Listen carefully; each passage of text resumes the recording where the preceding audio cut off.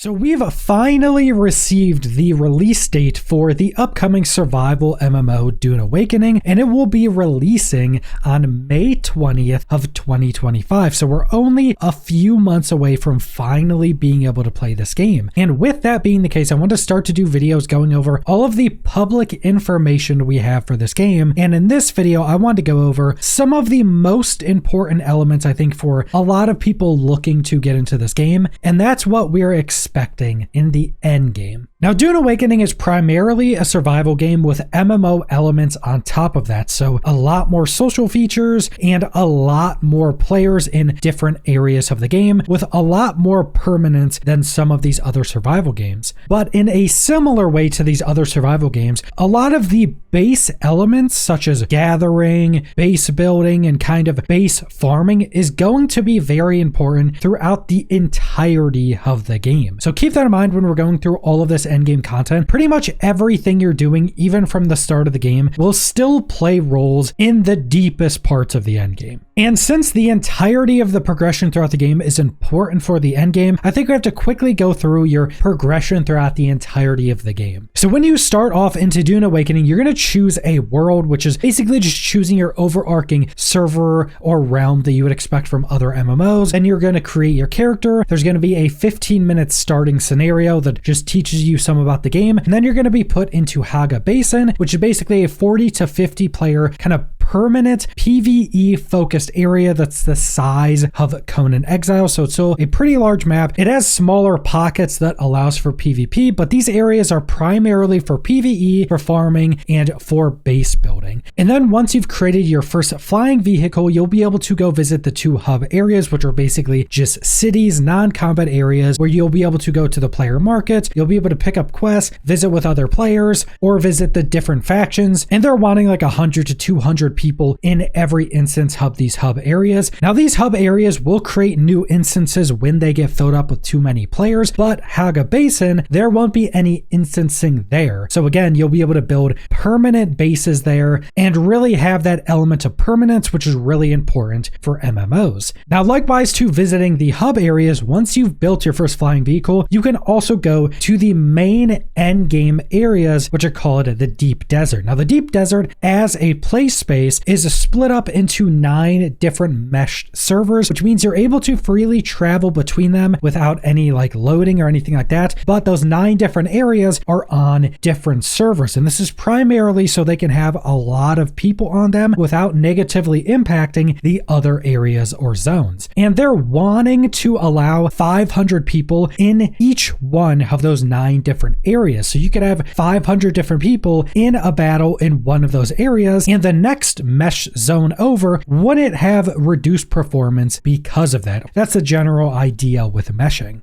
Now, one of the main elements of the Deep Desert is that it's full PvP pretty much everywhere. Now, I know there is some small starting area once you go there that doesn't allow for PvP, kind of like a safe zone once you're getting into the Deep Desert. So you can't just instantly be attacked when like zoning in or flying into the areas. Just a small little safeguard so you can't get camped right off spawn. So all of this massive play space is full PvP, but what's also really interesting on top of that is that it gets wiped on a weekly basis. So if you go to the Deep Desert one week and then go back the next week, it's actually going to be changed up a lot. So a big Coriolis storm comes through. It not only wipes all player buildings, but it also changes up what content you can partake in that week. So maybe the storm comes through one week and it fills up a bunch of points of interest with sand. You can't visit them anymore, but maybe it uncovers some other areas that weren't available in the previous week. And this is super cool because this allows a kind of weekly wipe of the area. They compared it to the wipes in something like Rust. So every week you get a bit of a different gameplay, you get new areas and new loot to go chase. And that's actually pretty important because all of the different points of interest and their dungeons are all going to be able to have different unique pieces of loot or schematics or crafting recipes that you could go into, say, one dungeon one week and get this rare recipe that crafts a really good weapon, but next week that may be covered with sand. Nobody could go there. So that means until that dungeon is opened up again, that could be maybe a few weeks later, you may be the only person that's able to craft those weapons, and maybe you could farm up a bunch of those recipes that week and have a big stockpile of them to be able to tie into another really important part of the end game and the MMO aspects of the game, which is the player market. Now, the exchange or the player market is going to be very similar to a lot of other MMOs, basically just an auction house where you can go sell items to other players. Now, you should also just be able to go trade things to other players if you want face to face, but majority of people are just going to be doing it through the market,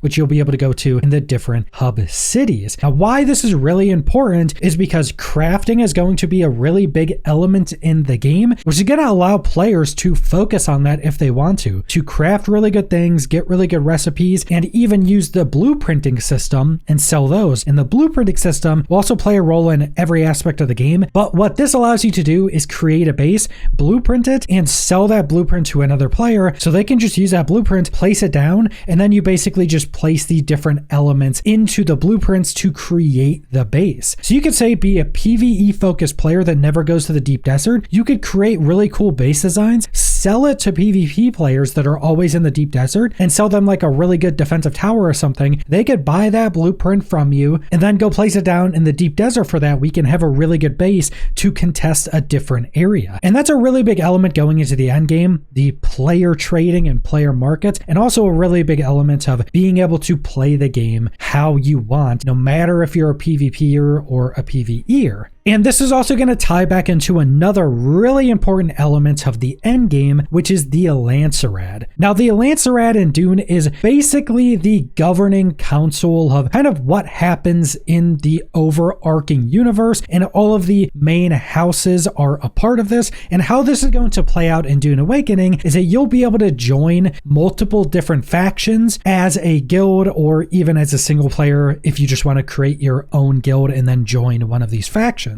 And at the launch of Dune Awakening, there'll be two factions. They're working on adding a third one later down the road. But the Lancerad plays really heavily into these different factions because there'll be a weekly Lancerad where you can kind of think about it as like a bingo board. And let's say all these different NPCs or factions want you to go do different things that week. And if you're the first faction to do it, you get a point on the Lancerad bingo board. And maybe they'll want you to craft a bunch of ornithopters and give it to them. Maybe they'll want you to craft a bunch of different weapons. So being a really good crafter for your faction could be really good. Being a PvE player that just gathers resources and crafts things, you could be really good for a specific section of that Lancerad for that week. And basically the first faction to get bingo wins the Lancerad for that week. And what this allows is the faction to choose a weekly buff that's primarily based upon the deep desert, but we did get some examples that seem to be just faction wide no matter what you're doing. We got some examples of the deep desert being a full loot PvP for that week. So instead of just dropping some resources and losing some durability on your armor, you would drop everything on you when another player goes and kills you. Or we got the example of all crafting for your faction is reduced by 25%. So that week you could really want to go craft everything you possibly could because it's 25% cheaper for that week. And there'll be this big tug of war every single week to win the Lancerad and get these big buffs for your faction or different server roles that could heavily change up how you play. And this Lancerad is also being built as a really good way to push players to do different objectives and different pieces of the end game on a weekly basis. So maybe this week, this section of the Lancerad wants you to go kill a bunch of enemies. Maybe it wants you to go get a bunch of spice. Maybe it wants you to craft a bunch of rare things and give it to them. Maybe it wants you to clear this dungeon a bunch of times. So it's these objectives that are pushing you into all of these different elements of the end game. And that's going to play a really big role of the end game going forward.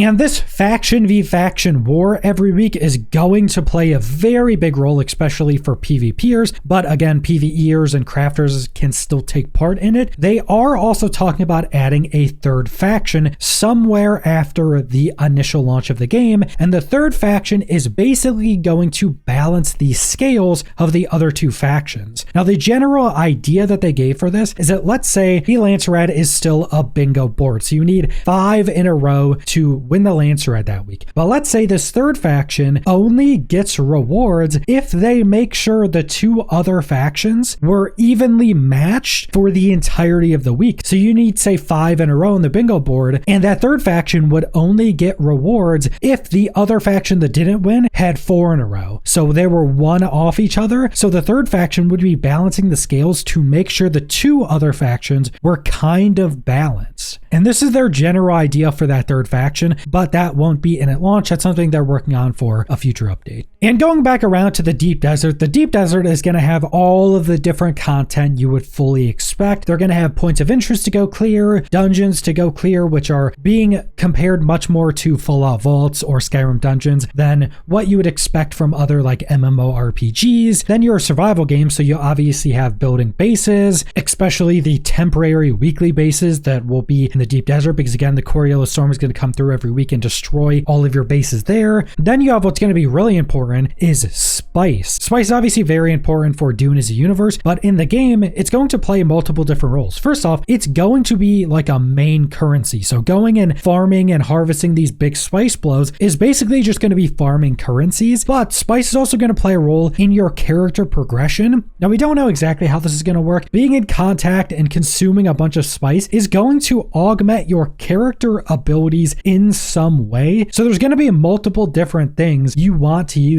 spice on. And spice is presumably also going to be something you're just able to trade on the market as well. But it's also going to be very interesting to see if those kind of temporary buffs you get from consuming a bunch of spice, if those are good enough to make players want to go and like get a bunch of spice from other players and juice themselves up with it to buff out their powers or augment their powers in some way. And then obviously on top of all of that, since the Deep Desert is full open PvP, you have PvP on top of everything, which is going to be one of the big focuses for the end game. While you're harvesting spice, another group may come in and try to fight you and take it from you. You can have big helicopter battles because you're fighting on your ornithopters, and you may get in fights with other players in their ornithopters. You're obviously going to have players on the ground with different weapons. You're going to be able to have ground vehicles as well. So you're going to have this really big open sandbox of possible PvP and combat that's going to be taking place when you're doing any of the other combat in the Deep Desert. Now, I'm still not sure how common the PvP is going to be, because remember, the Deep Desert is these 9 different sections that are meshed together where you can have hundreds of people in each section, but those different sections are massive. In fact, the entirety of the Deep Desert is just multiple times larger than the Conan Exiles map, which is already a really big map. So you're going to have this absurdly large play space that can have a lot of players in it, but it's not always going to have tons of players in each area. So you could go to another section and it could be primarily PvE for a while, but you may have other players just running around searching for people to fight. So you're always going to have to keep your eye out for other players and getting into really big PvP battles. But that's pretty much the entirety of what we know for the end game of Dune Awakening, and I think this is going to be an incredibly fun game if you're someone that really likes these open world survival PvP games, or if you're somebody that likes sandbox MMOs, because I think there's definitely going to be enough players that can fight each other at a time, and there's going to be enough social aspects of the game where this is still going to feel like maybe more old school sandbox MMOs, but with just that kind of focus on the survival elements. So I'm very much looking forward to this, and I think the end game is going to have just a ridiculous amount of possible content. But that's all I want to go over, so thanks for watching.